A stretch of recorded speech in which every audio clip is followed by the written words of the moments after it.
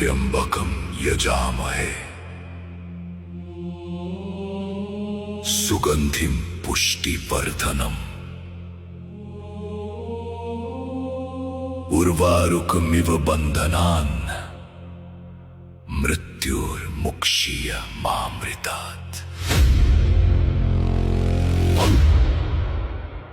ओम त्र्यंबकम यजामहे ओम त्र्यंबकम यजामहे यजामहे।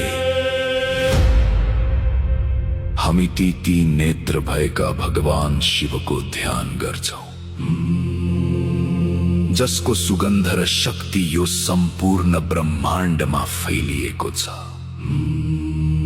जसरी एउटा पाकेको फल बिना कुनै कष्ट आफै हाँगाबाट छुटिएर झर्छ, हे महादेव, मलाई पनि त्यसै गरी यो जन्म र मृत्युको बन्धनबाट मुक्त गरिदिनुहोस्।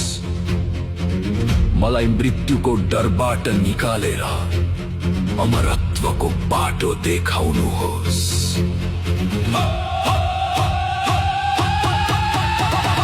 ओम त्र्यंबकम यजामहे सुगंधि पुष्टिवर्धनम उर्वारुकमिव बन्धनान् मृत्युर्मुक्षीय मामृतात्।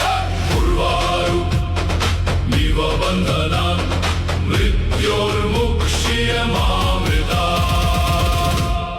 उर्वारुकमिव बन्धनान् मृत्युर्मुक्षीय मामृतात्।